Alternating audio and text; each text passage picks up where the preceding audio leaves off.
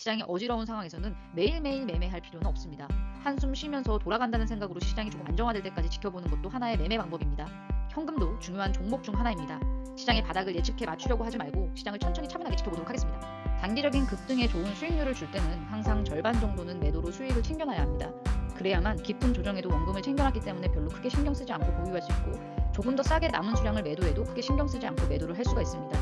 또 혹은 다시 추가적으로 매수를 하고 싶다고 하더라도 일부 현금을 챙겨뒀기 때문에 조정을 마치면 매수를 할 수도 있죠.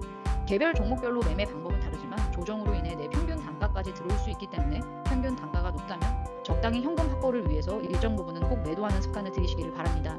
특히나 중소형주를 거래할 때는 등락이 크기 때문에 개인 투자자들이 거래할 때는 아주 저가에 사서 장기 투자를 하는 방법도 있고, 주가가 단기 급등 시에는 매도 후 조정이 끝나면 추가 매수하는 매매도 시도해 볼 수가 있습니다. 종목과 사랑에 빠질 경우 영원한 상승을 할 거라는 착각에 빠지면서 매도를 하지 못하는 실수를 범하게 되고, 매도를 했다고 하더라도 다시 재매수를 하면서 큰 손실을 볼 확률이 높습니다. 주식시장의 역사는 항상 반복됩니다. 이번에는 달라, 이번에는 확실해 라고 생각하게 만들지만 절대 다르지 않습니다. 절대로 종목의 사랑에 빠지지 마시길 바랍니다. 아무리 사랑한다고 하더라도 보내줄 때는 보내줄 수 있어야 합니다. 주식시장에서의 상승과 하락은 간단하게 누군가 시장에서 매도를 하고 매수하는 힘보다 매도하는 힘이 더 강하기 때문에 하락을 하게 됩니다. 반대로 상승 시에는 매수하고자 하는 힘이 강할 경우 주가는 생각보다 더 상승을 합니다. 좋은 실적을 발표해도 하락할 수 있고, 컨센서스 대비 좋지 못한 실적을 발표해도 하락할 수 있습니다. 대부분 주가가 상승을 하거나 하락을 하면 원인을 찾으려고 노력합니다. 하지만 특별한 이유와 원인이 없이 주가가 하락하기도 하고 뒤늦은 원인이 발표되기도 합니다.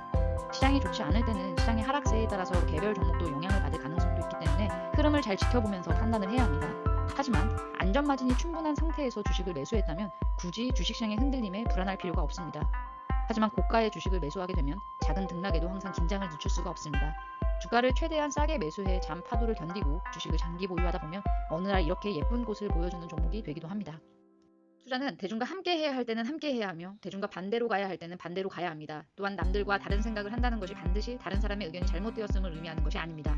투자 판단은 항상 오묘한 말 속에 해답이 있고, 잘못 판단했을 경우에는 빠른 인정과 올바른 판단 시에는 수익을 극대화해 나가야만 주식시장에서 오랜 기간 살아남아 돈을 벌 수 있습니다. 그래서 우리는 항상 누군가의 의견에 휘말리기보다는 독자적으로 생각하고 판단할 수 있도록 항상 생각하고 연습을 해나가야 합니다. 어려운 시장에서도 항상 용기 내시고 힘내시기를 바랍니다.